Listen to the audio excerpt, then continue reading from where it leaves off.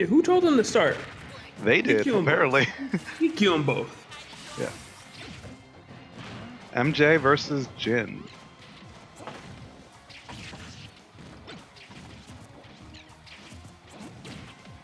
So Jin's going to be going with the Pokemon trainer MJ. I mean, we all know he was going to pick Rob. Yeah, there was no question. I don't think you can get him to change characters if you paid him. But I mean, you'd have to pay him more than first place because that's usually what he gets out here. I feel like he still wouldn't do it. He'd be like, no, you can keep the money. I just need y'all to know that my Rob puts in work. 75 to 87, and I mean, MJ's doing just MJ things right now, keeping the pressure up. Although that was a little overzealous. He tried to force that up smash, even though the gyro actually did not connect. What a flare blitz, but I mean, you went for it. I respect it. You had to go for some while there because you were being checked on the ledge for a hot minute. I mean, it was a good flare blitz, a better catch. MJ trying to actually do the drag down up air into the grab. It's always nice to see that, you know, metagames are still developing. It's obviously these characters are good, these characters are bad, even though characters are popping up left and right to kind of disprove that. But just seeing the characters that already are established, still adding new tricks and tips and things to their arsenal is always fun to watch. Fun and kind of scary too, because I mean, I don't feel like we've scratched really anyone's ceiling just yet. Up tilt, up air. Even with the DIX mix-up, still not quite enough to kill, but Jin is getting run over right now. Spot dodge up smash, yes sir. Just kind of MJ doing MJ things at this point. Nothing particularly surprising on his side of things. Jin, maybe we're seeing him get going. You know, the first game doesn't always tell the entire story. And if you're rooting for Jin, you're hoping that's true right now, that's for sure. Yeah, I mean, this story better have a lot of chapters, because the beginning, it's looking like your hero is having a hard time. See if we can get one stock, though. Gyro's out, line of scrimmage, do not cross. Up smash, yes. He got it. Up smash is going to do it. A lot of work to make up, though, that's for sure. I would say almost insurmountable.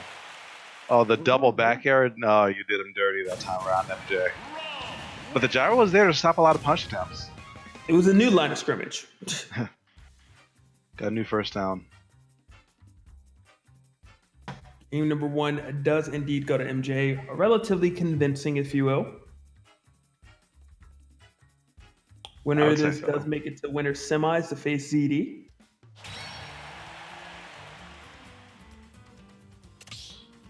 And do we have the other side of winner semis filled out? We do. Yeah, it's Jerry and Maximus. Yep. So this tournament's going by pretty quick.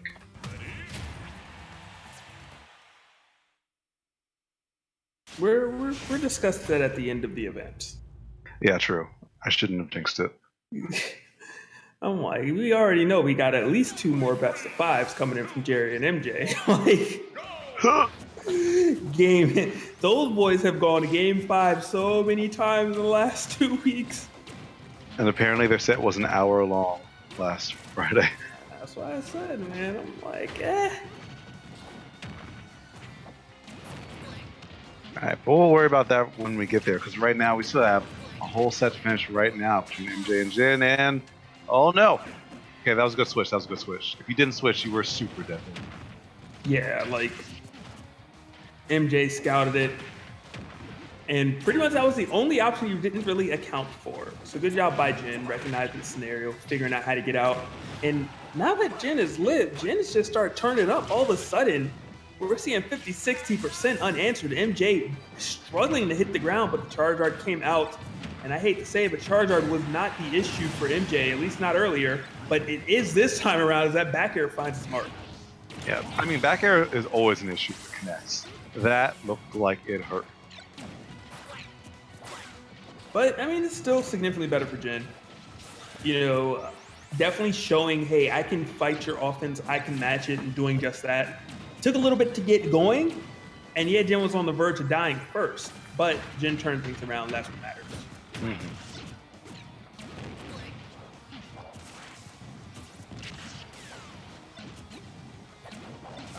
Sticking with Squirtle a bit more this time around.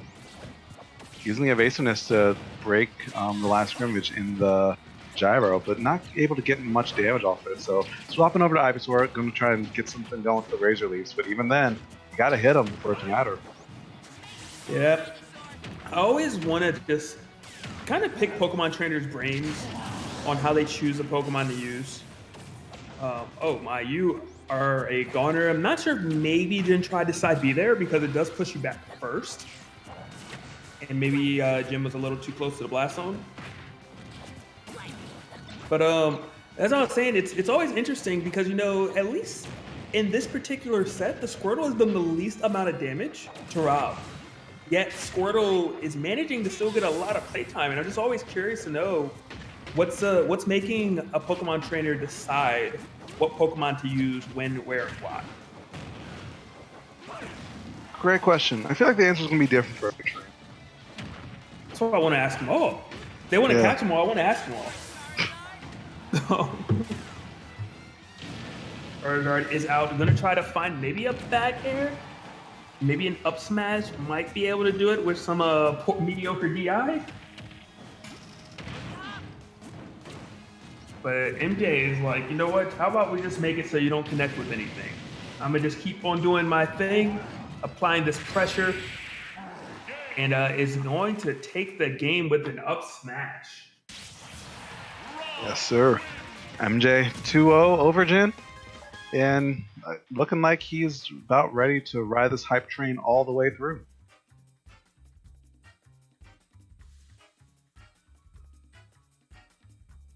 So, that was a good set. Solid set. But MJ is just looking almost unstoppable right now, with the exception of a few players. Those players being, well,